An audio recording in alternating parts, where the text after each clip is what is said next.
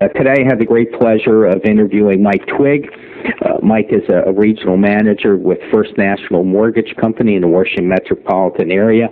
Mike's been in the business a long time, is a legend in his own time in the Mid-Atlantic region anyway.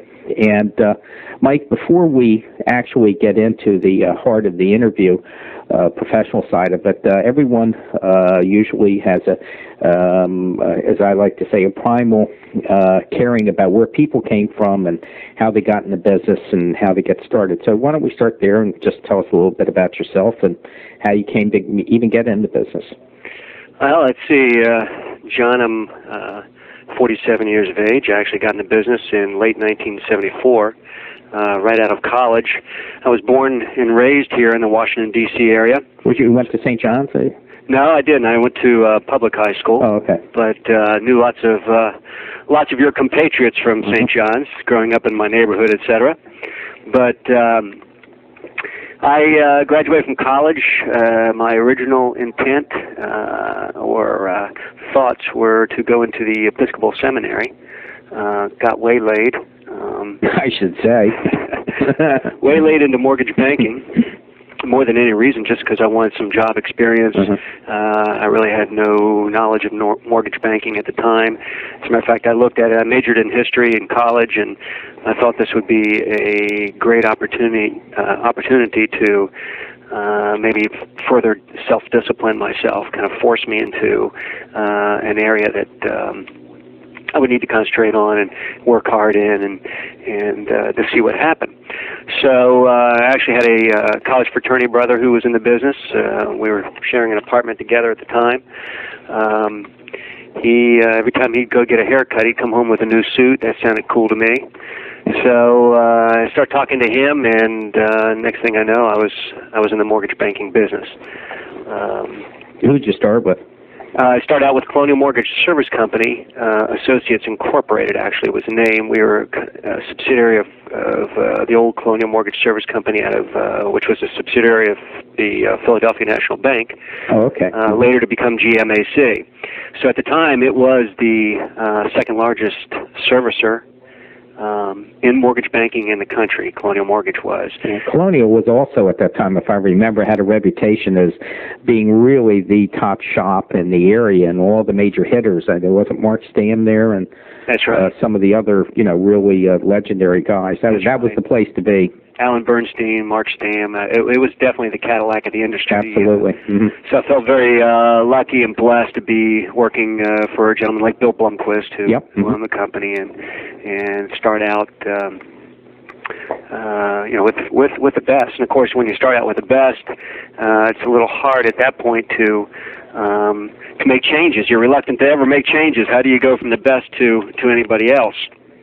But it was a great run. I worked with him for the first 6.5 years of my career. Obviously learned a lot and did quite well. And yeah, I know you did.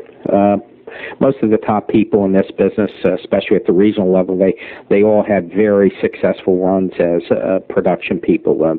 It just seems to be the way we pick people, just like the Army picks their generals from the infantry and armor and artillery, Let me ask you something. When you did start off, did you have a hard time starting off? Did you go after realtors, CPAs? Where'd you get your business, and how long did it take you in that business, and in particular that company, because I'm a little bit familiar with it, and I know that was a very, very supercharged company at that time with the very best people, and I'm sure you felt maybe a little intimidated, not to put words in your mouth starting off there. Yeah, actually, I was too naive to be intimidated, and I didn't realize how great. Well, I guess I did, but I realized that how great the people were that I was surrounded by. But everyone there took great interest in helping bring me along. I think that for the most part, we shared a common interest or common experience in that the vast majority of loan officers at Colonial, and especially in the main office where I was originally started in, were really people that came into the industry with no particular experience. We really got into the industry more through some kind of personal connection back to Bill Blomquist, whether it was somebody that went to high school with him, a fraternity brother at the University of Maryland, and these connections kind of carried forward. So I was almost like the friend of the friend of the friend of the friend of the first cousin of Bill Blomquist, one of those type things. For our listeners who don't know, I guess I'm sure you would agree that Bill Blomquist, who ran a series of mortgage companies and was president of a couple others, was truly a legend in his time. I think he's kind of semi-retired, if not retired now, and was just a very intense and demanding executive. Yes, absolutely. He expected us to work hard, to give it the full effort, and obviously that was his experience. Bill, for instance, had originally planned to go to law school.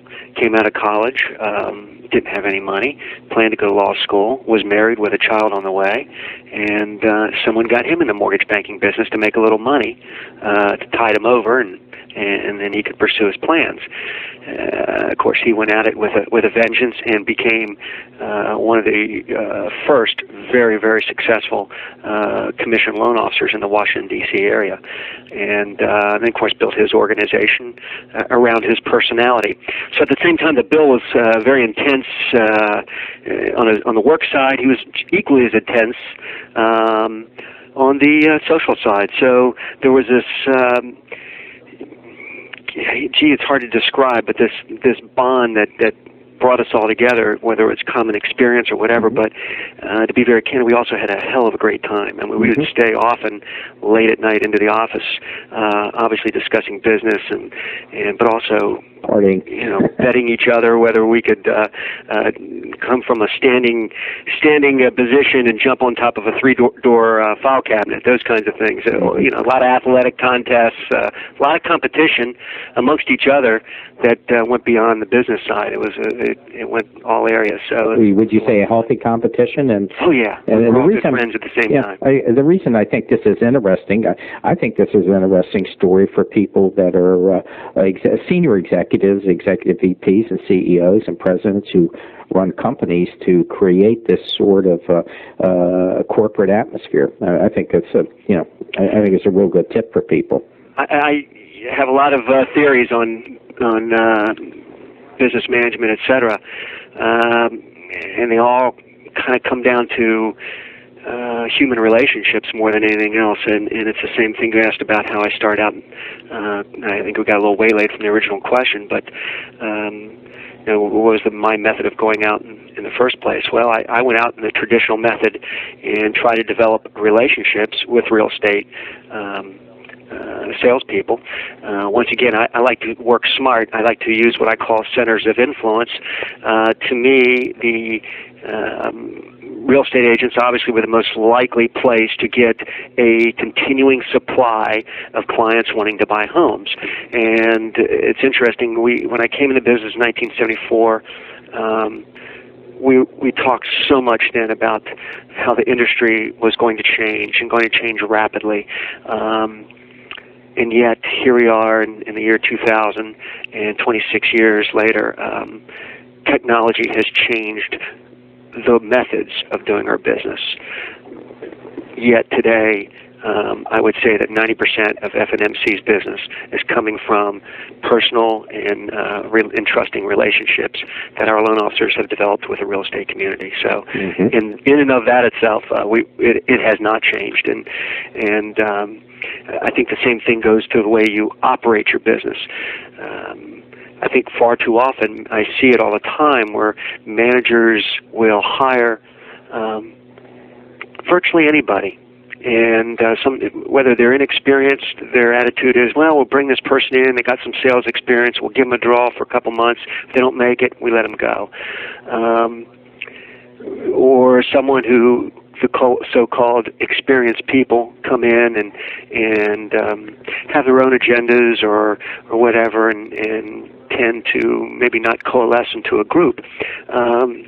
we built this FNMC division much like we did at Colonial. We've always taken great pains to really determine before we hire anybody, are they going to fit in? Can they be part of this team?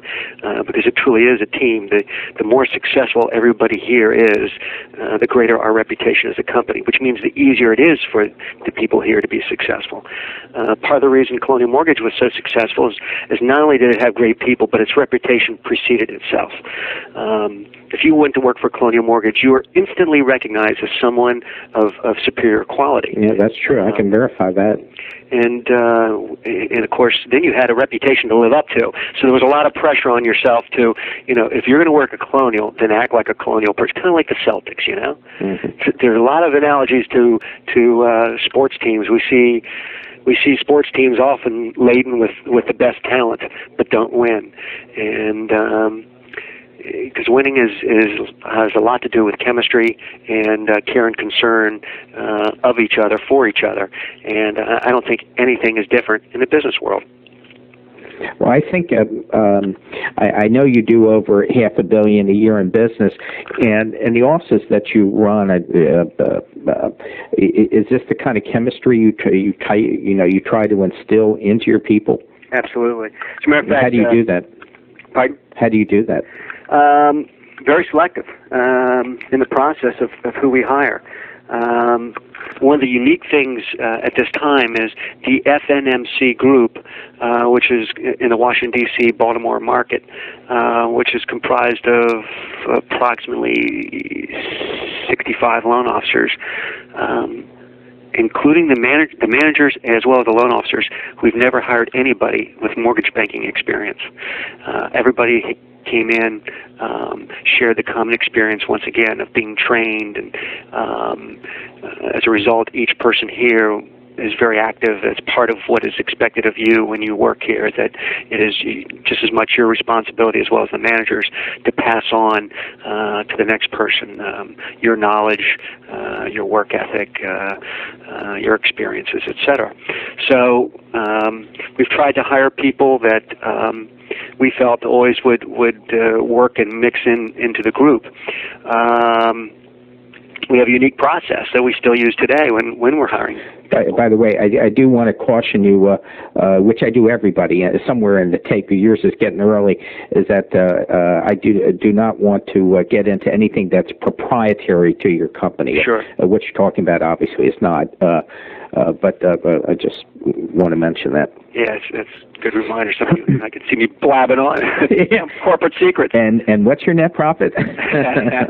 And this particular aspect, I think, is interesting. I love to share with people because, and yet they still kind of resist against it all the time, even though we're living success of this method of hiring people. But we have a unique process. I think that it shouldn't be unique, but for some reason it's unique. I agree. I'm very interested in this. I'm going to pursue it to the last sentence. Well, someone will come into us or is recommended to us for consideration, etc. And it may be a friend of a friend or something along those lines. But usually people come to us because they're recommended to us. So at any rate, the first interview is generally with, we try to send the individual out to talk with a loan officer to get a feel for the business, to make sure it's something that they would like to pursue. Obviously, they meet with the manager of the particular office they're interested in working in. If it passes his or her muster, then we send them around to one or two of the other managers to put them through the process, to ask, maybe different set of questions.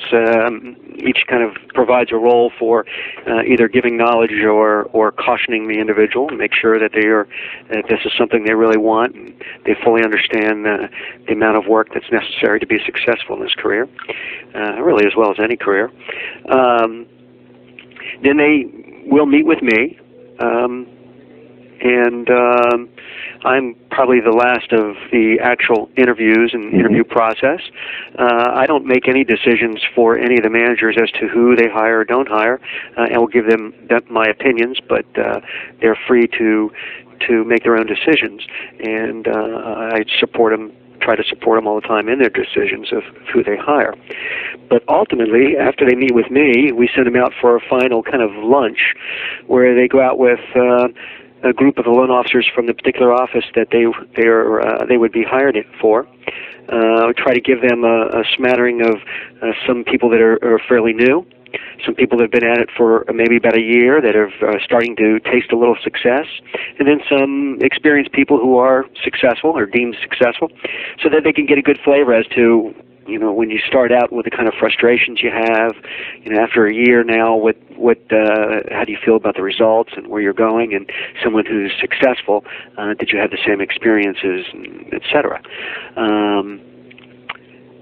The real reason for that lunch is they're going out, and the loan officers that they'd be working for, they're going to come back and pass judgment. Sure, either thumbs up or thumbs down. Sure, absolutely. And they're going to determine in a social setting, does this individual fit in with us or not? If they come back, that individual could go through the whole interview process, meet all our muster, and managers, myself, we can all say, this is a win, let's go with it. And if the loan officers come back and say, won't fit in, that's it, blackball, gone. Mm-hmm. I find that interesting, the process, because I think when you get somebody, and once again, I don't want to put words in your mouth, but I think when someone goes through that process, there's a flip side to this coin, that they feel special, that that they have been selected over a rigorous process, and I would imagine that would result in a much higher retention rate. I would say we've probably lost, in the 13 years that this group has been together, no more than 5 loan officers to other companies on a lateral basis. We've had a couple others that have moved on to pursue management opportunities, but we have literally had less than 5 in 13 years that have moved on a lateral move to another company. So we are quite proud of our success and retention rate. The joke here is that if you ever left here, who would you have lunch with? If this were not a true story, I have to leave the names out of this. I'm so tempted to tell you, because you'll know who they are. I was having a conversation last night with a branch manager who told me, as God is my witness, that the regional manager signed a deal to guarantee a loan officer $10,000 a month for 6 months if they would come on board, and he's doing about $1 million a month. I guess that's the other side of the barn. Yeah, it's just there are a lot of loan officers out there that are discontented for many reasons. What I found over the years, that people that are discontent, either in their job, the company they're with, a personal relationship, more often than not, John, it has more to do with themselves than with the other end of the situation. And it has a lot often to do with maybe their own shortcomings. And I don't get real excited about bringing in people that have exhibited and proven and come in and almost tell you in an interview their shortcomings. They mask them. But if you listen carefully, they're apt to tell you their own shortcomings. I'd rather take a chance at someone new, fresh, and excited to learn. Well, you know, there's two sides. You and I have been around a long time, and we both know there's kind of two theories of doing the loan officer business, and that is, if they walk, you hire them and send them out in the street, and those that come back, you keep. And another way is to hire people, you know, that only have, actually there's 3 ways, only hire people that have a minimum of 2 years experience. And you see that in, all you have to do is look in the ads in the Washington Post, I'm sure any other paper in the country, you know, the minimum 1.5, 2 years experience, because they don't want to go through the training. And the other way is a way such as yours, where you take people in that are new, but you vet them very carefully, and the end result is you try and keep them a longer period of time, but they feel part of the culture. Yeah, I think unfortunately in our industry, even the biggest and the best companies often aren't willing to make investments in themselves on the human side of the equation. We make large investments in technology, et cetera, but we're not willing to make the kind of dollar or time investment in people. And yet, all the major 500 corporations do that all over the time. GE often hires kids right out of college. All your major corporations are eager to hire people out of college and train them and put investment in their companies. But for some reason, we've never perceived ourselves as doing that. We kind of change that mold here. And it's worked. It's worked for us. It's not easy. It is an investment. It's an investment in time. It's an investment in energy. But the dividends in the long run far exceed any cost that we've ever put in. So this raises an interesting question to me. How do you, in a time period where, let's face it, for those that have college educations, that have half a brain, there are a lot of jobs out there. There's a lot of places they can go. Why would someone go start off as a loan officer? It's not going to make any sizable amount of money for at least 6 months, and that's being kind. Why would someone be attracted to you? Well, I think it's like any other career decision you make. Most of us coming out of college really have no idea, what we're going to do. I can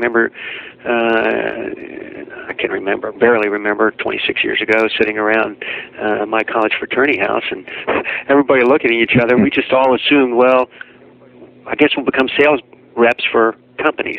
That seemed to be the major push, unless you had already preordained yourself either into med school or to law school, or you knew you were going to be an accountant.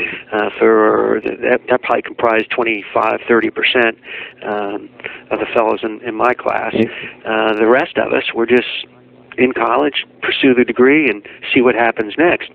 So we were lucky. We had Vietnam. Yeah, that's exactly. We had a guaranteed backup. Yeah, you could always fall back on that, and that was something I always looked forward to. Unfortunately, I flunked my physical, so I couldn't go in.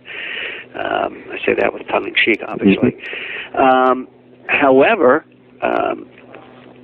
I think what we do to attract people is, obviously as an industry, for someone to come into this industry and someone that makes the kind of commitment to it that anybody should if they want to be successful in anything in life. As you well know, you can make a lot of money, and ultimately, that's going to attract somebody. Is the income potential that we offer here? Yeah. Do you think that's the problem? When you net all it out, do you think that's what really attracts some of the better players, young players in the business? The fact that really you can make a six-figure income. When you're 22 years old, your thoughts aren't how much you want to be satisfied in your effort. For at the end of the day, when you like to sit down and say, gee, I worked hard today. You're right. I think most young people, when they get down and net it all out, what is going to really kind of draw their attention is the income potential.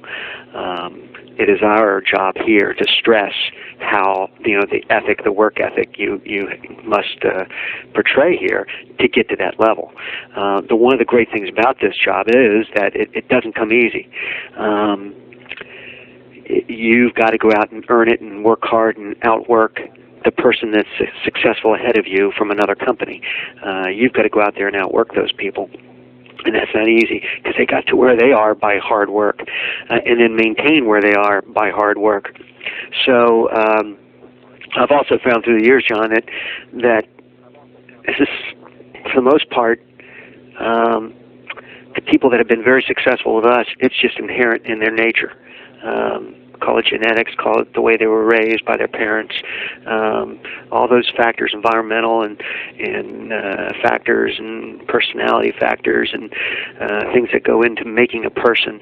By the time they get to us, it is an inherent characteristic that they're either going to work hard or they're not. And our hardest job is to determine during that process, who is going to be the person that's going to make the effort, who's not. And the reason why it's so important here is that this job is immediately, once you become a loan officer, the first loan you bring in, you take on an incredible amount of responsibility. Eventually, the real estate transaction, as soon as these contracts sign, revolves around that mortgage loan officer, and everybody involved in that process, whether it's closing attorneys, real estate agents, sellers, buyers, they are all looking to that mortgage loan officer to give them direction and take them to the promised land, which is home ownership.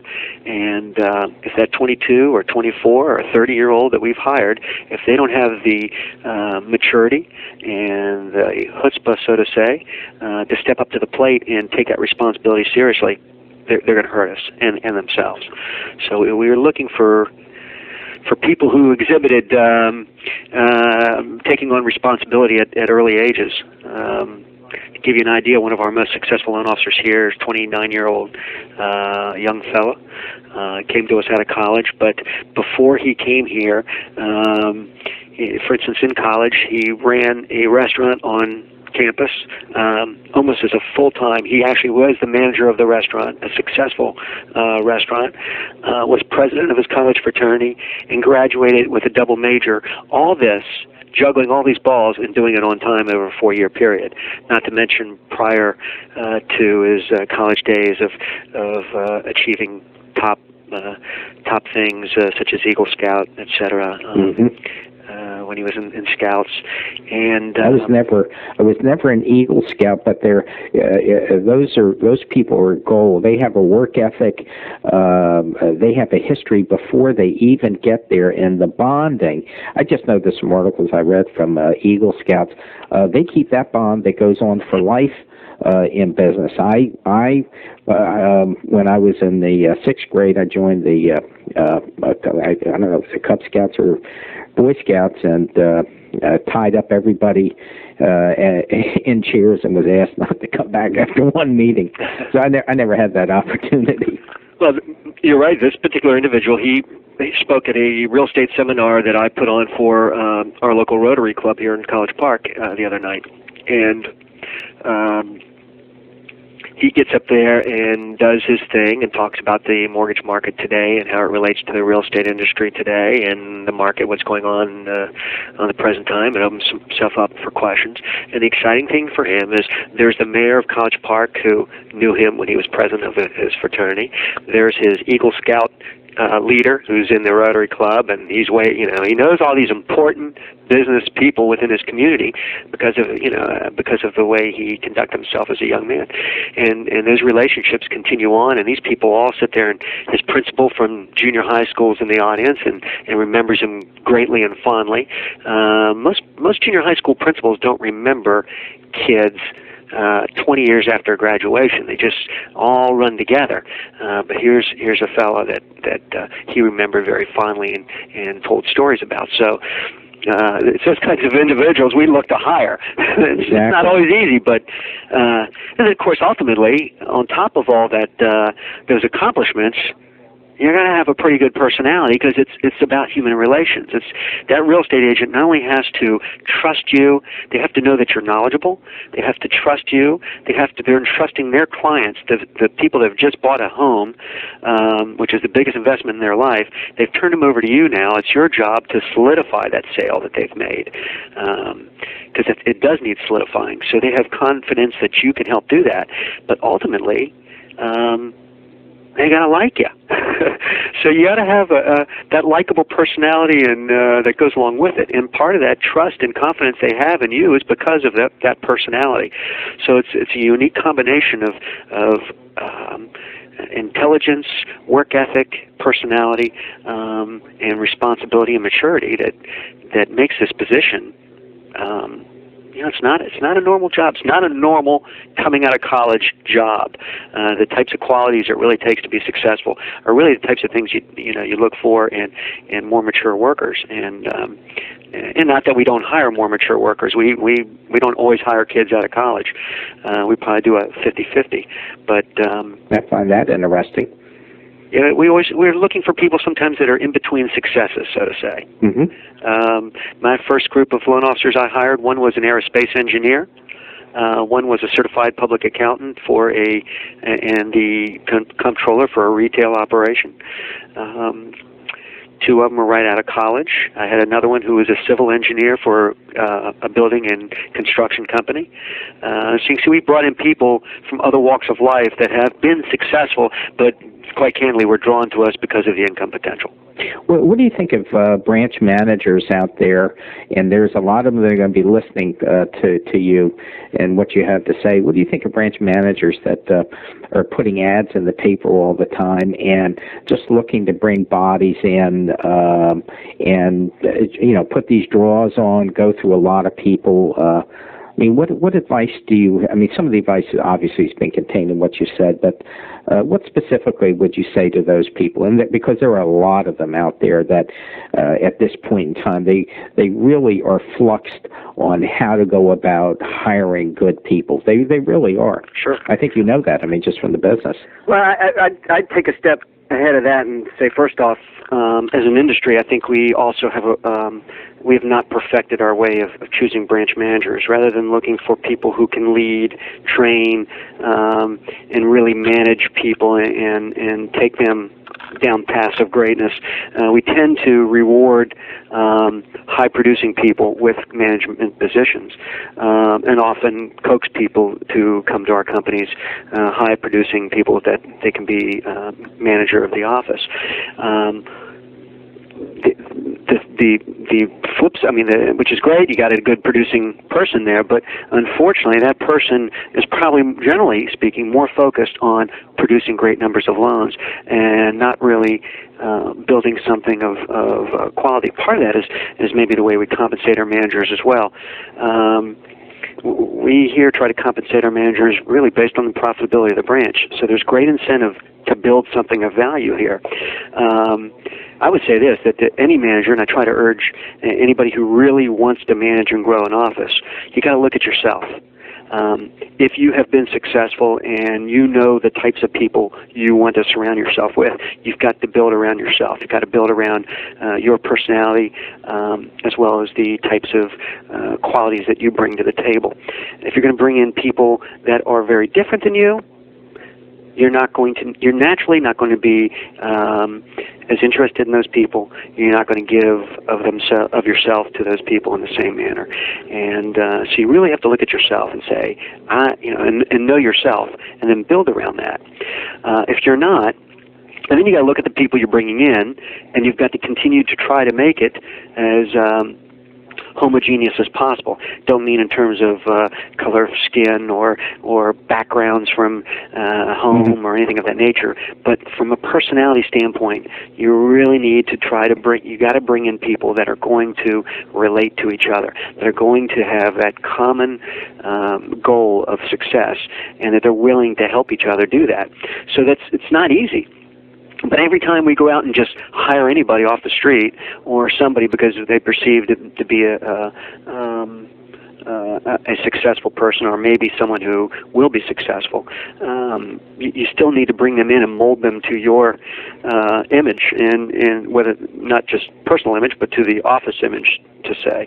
And so we're doing, I think, ourselves. I look at companies. I've talked to other managers, obviously, in my area. We share conversations all the time about their hiring and who they've hired. And I have a lot of friends in this industry who have wasted 4 or 5 years just hiring, for lack of a better word, retreads from other companies, never really getting anything out of them.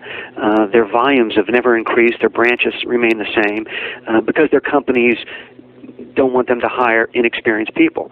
And I look at, say, our track record, where if they had done what we did, was hire 1 or 2 people each year over a 5-year period, train them, bring them on. But at this time, they would have probably anywhere between 4 to 8 highly successful loan officers with 2 more in the wings. And they'd be their own people. that would probably be very loyal to them for a long period of time. If for no other reason, it's just natural to be loyal to someone who's given you an opportunity, they've trained you, and they've made you successful. It's hard to walk away from people that do that for you. You know, it's kind of an interesting play here.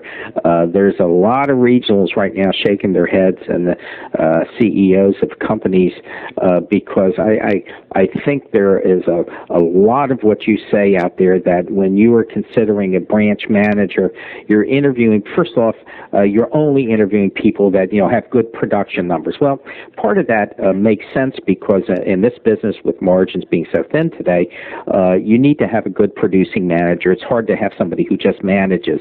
Not that there are not companies that don't do it, and not that there's not some that aren't successful. But you're right.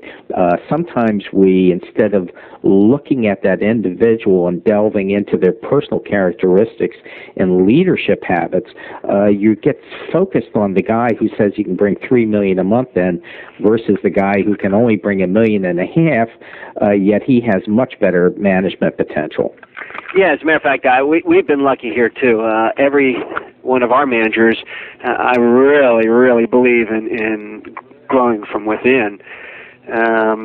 We were able to identify over the years key individuals within our group that showed management potential.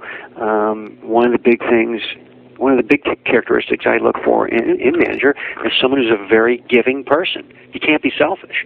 You got to be very unselfish to be a very successful manager, because the people you are leading have to have full confidence that their success is the most important thing that you're concerned about. So we've been able to grow. Every manager that we have is someone who has been was brought in, trained by us, worked as a loan officer for us, and then we moved them into management positions. So we have no one here that ever came from outside the organization as well. What do you mean specifically by, you know, the kind of qualities of a branch manager? You say unselfish being one of them, but how about some specific examples of qualities that you think your people possess, your branch managers? One is, of course, it's always towing the management line, as well as, you know, there's always going to be that internal battle difference sometimes between management and loan officer, whether it's issues over pricing, the way we process and approve our loans, etc. That manager has to be able to have the confidence of the loan officers that he or she is going to pursue their interests as he best sees it, in conjunction with management interests. So you're always walking a fine line, but they have to be able to really show the qualities of I'm there for you. I'm not just here for me. If you have a very successful office, an office that is doing lots of business and doing it very profitably, you generally are going to have a branch manager who's making extremely good money, regardless of their own particular production they may or may not be doing. As a matter of fact, we set up our compensation package such that the incentive is to not do so much of your own production, but to build upon the office and make it very profitable. If you make it very profitable, you don't have to originate any business if you so wish. And to really run an office properly, as you know, the day-to-day business here is fraught with problems and solving of immediate issues that need immediate attention, and people need to know they have a manager that they can go to who can help solve those problems. And so I think a lot of times loan officers will look at a manager, and if they know they're doing very well financially, what you don't want to do is put them in a position where they're begrudging that manager of making that money. Mm-hmm. That manager needs to be able to have the best interests of everyone in that office in mind, or they need to perceive that. And if they don't, you're going to have a rebellion on your hand all the time. Plus, it's like anything else, whether it's leadership in the military, you got to respect the person that's leading the way, that's making the decisions for the branch. And if they don't respect that individual, you're not going to have a very successful group of people. So, and I think to earn respect, you've got to. It's not by brute force. It's generally by giving of yourself, whether it's, and most of that really comes in the amount of time and energy that you give back to them. I expect my managers to spend the bulk of their day in making that a better work environment for all concerned. I'd like to switch, not topics, but just take a little bit of a twist here, and I'd wonder if you'd spend just a little bit of time on what you expect your branch managers to do with respect to creating a branch that's profitable, and also if you could tie in the management of processors and underwriters. There's other people that a branch manager has to manage, and it's just not salespeople. It's keeping processors happy and hiring good quality people. It's creating a whole staff. Mm-hmm. It's a tough business. It's a tough job. Manager is the toughest job. I just a couple weeks ago, tax day, I visit my accountant, who happens to be the accountant for several of my very successful managers. And as I'm turning over my tax information, he says to me, he goes, "Well, what do you do exactly for FNMC?" I said, "Well, I'm actually Steve's and Dan's boss." And he looks at me kind of quizzically, because clearly he's already gotten their tax information, and he clearly saw that they make substantially more money than me. Mm-hmm. And I just started, he didn't say anything, and I just kind of smiled and said, "I'm their boss, and I make less." And he says, "How did that work?" I said, "Well, to be very candid, there's a lot more pressure on them. They're much more in the line under a lot more pressure on a day-to-day basis than I am. And they're often responsible for 20 to 30 people. I have 6 that are responsible to me. And I happen to have 6 people that are highly, highly skilled at what they do." I have 6 excellent people that have to answer to me. So it's almost like running a little mini corporation, that is what you're saying. It's like running a little city, because you not only become, you can't, it's just impossible to run a successful corporation by just worrying yourself about the X's and O's, and about processes, and about workflow. You got to become a psychiatrist. You got to become a big brother, a big sister. You can become a mother, a father, a best friend, a confidant, a discipliner. It's all those human elements that go in. We'd serve ourselves well. We'd serve ourselves well if we did more management training in the psychological areas. It's difficult. We do things different too, where than most companies. Most companies have gone to centralized operations. We have resisted that for several reasons. One is that once again, our future and our ability to earn our business, it really comes down to the level of service that we're able to provide to our clients. And I just don't like taking that service or that ability or decision on how that service is going to be delivered out of the local branch. So we keep it there.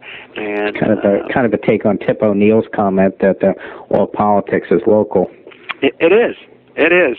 Good God, Congressman's a lot easier than being the local city councilman. You know. It's the things that affect people's lives are much more localized than on a day-to-day basis, and it's the same thing in a branch office of a mortgage banking operation. So as a result, we maintain the processing, closing, and underwriting within each branch.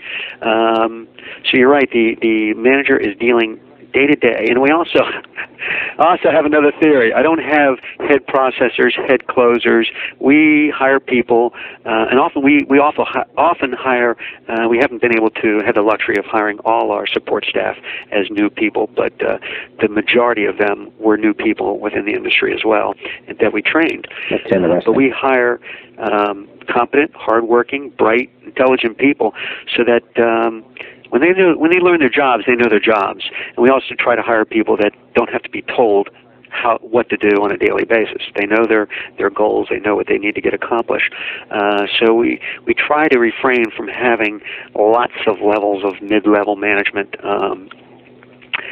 that sometimes bring their own agendas to the table. Yeah, it sounds very much like kind of a management style that Jack Welch has, in the sense, not the tyranny part of Jack Welch, but the decentralization, where they put the emphasis on, here's your company, your little company.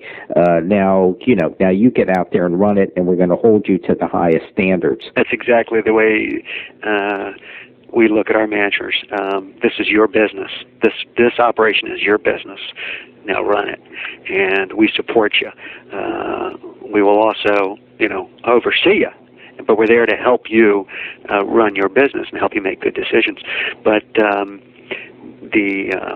you mentioned the word decentralization, and every time I think of the newfangled business models that came on over the last 15 years, this centralized elimination of duplicity and efficiencies are all the same buzzwords you used to hear about communism.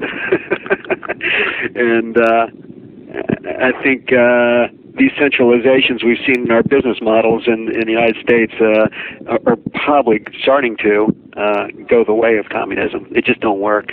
You get big bureaucracies that are unwieldy and can't deliver what they were intended to deliver efficiently.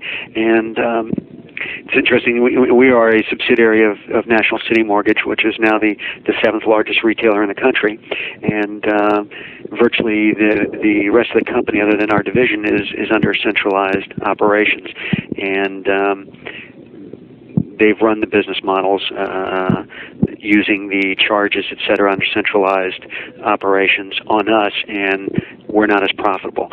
So they've allowed us to remain as we are, and we continue to deliver very handsome profits to National City.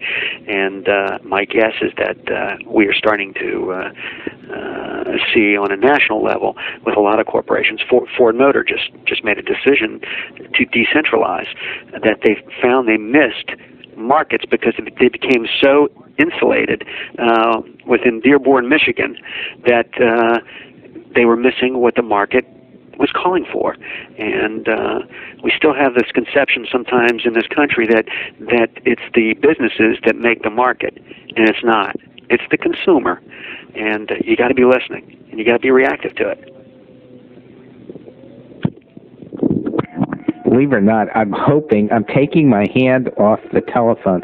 I live in a small historic town on the water down in Cambridge, Maryland, and when there's a fire, they start this squealing siren that goes through about 20 cycles. I'm sure it's absolutely screwing the tape up now on the digital, so keep going for a little bit. All right. I think it's like anything else in management styles, business styles, and some people would look at us and think that we're behind the times, yet we continue to defy the odds, and I think prove the pundits wrong here, that keeping it decentralized, once again, we're delivering a high quality product to our consumer, to our client, the real estate agent, and we're also doing it very efficiently and cost effectively for our company. And part of that is we make full use of the technology. So what do you mean by that? Here. And, what do you mean by full use of the technology? Do your loan officers have laptops, for example? Absolutely. We're able to streamline. I walked into a real estate last night. I bought a piece of real estate myself. I was in a real estate office signing a contract, and I came out, and there were a couple agents. I never go in this real estate office. These people really don't know me, but somehow the word gets out that I'm the loan officer for us that calls in their office, who does very well with this Long and Foster office. Says the word gets out that I'm his boss. So they're all talking to me, and they're talking about Chris and how wonderful he is and how great he is, and etc. And where was I talking about? About Chris and how wonderful he is. Yeah, I can't remember where I was going with it. I got sidetracked. That's all right. I can pick up the talk now. The siren thing is over. It's the most amazing thing. I was in that real estate office. Go ahead, I'm sorry. No, you said you were coming out of a settlement.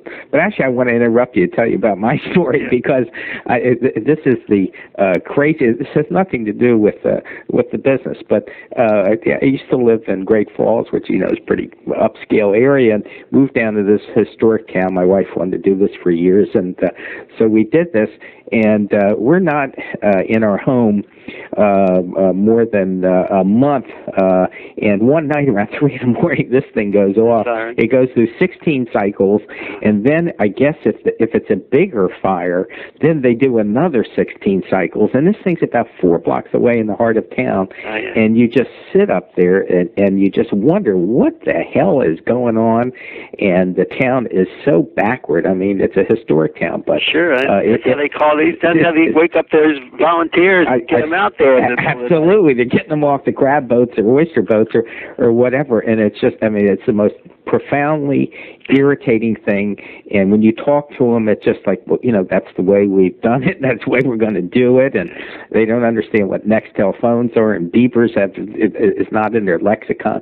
It's just the most amazing thing in the world. That is only the second interruption I've ever had. The first interruption was when I had 2 fighter pilots doing maneuvers right over my house one day. It was just I don't know where the heck they came from. But anyway, I kind of got my train of thought back. You're asking about technology. I walked in, and I was walking out of this office, and they're talking about, why they use Chris Washburn and how efficient he is, and how great he is, and how our settlement papers are always there, sometimes a week ahead of a time at the attorneys, and everything's exactly right all the time, and just the same old things that people have been saying for the last 30 years, why they choose mortgage bankers. But he looks at me and says, and looks at the other real estate agent standing there, and he goes, plus, I gave him a loan today, and we got that thing approved in 6 hours. 6 hours, the loan is done. Can you believe that? And so that's exciting. Is there any better feeling than that? For a regional to hear something like that, where you're really getting the story at the base level from people. It's amazing how much technology. Yesterday, I'm in one of our other offices in Virginia, and the closer is telling me how she is working on loans closing in June. That the majority, more than 50% of our loans are in the attorney's office. The papers and the check are in the attorney's office a week or more ahead of time. And she's getting calls like crazy from real estate people and real estate attorneys and title companies about how amazing that is, how they just can't believe it. I'm amazed. All these companies, we've taken all this technology, and yet, for some ungodly known reason, we're still getting papers to the settlement table 10 minutes before closing. Right. And a lot of companies do that. How many attorneys, there's a flip side to this. How many attorneys' offices and title companies aren't getting the papers done until a half hour before the people can't even review the papers? Oh, yeah. So and by law, people are supposed to be able to review a HUD-1 24 hours beforehand. That's right. You and I know that. We're both laughing, but we both know that that's not always true. Well, I'm going to try and end this on a high note here, just maybe a couple minutes early, because I think the points that you've made are going to resonate. Not just with other regional managers out there, but with higher level CEOs that are going to be listening to this. This was excellent. Anybody who's going to listen to this is going to know that they've listened to somebody who really has not only a lot of experience, but a really good handle on the functionality of the business. And the common thread that I'm taking from this, and I guess everybody can take their own lesson, but the common thread that I think weaves its way through what you're talking about is not just relationships. I hear that word in almost every interview that I do. It's the fact that these relationships they get developed at a very early age in people. And when you talk about Boy Scouts and the Eagle Scouts and people that are successful in work in college and stuff, and then hiring those types of people and training them, there's a common thread of success here. That It's not easy. You can do the slam bam way. We've all done it. I've done it. But the way you talk about is the longer road to take. But I think ultimately there's going to be a lot of people out there that are going to agree that it certainly is the most successful way to do it. So I want to thank you, Mike, for taking your time, and it was certainly very enjoyable talking to you. Thank you, John. Okay, have a good day.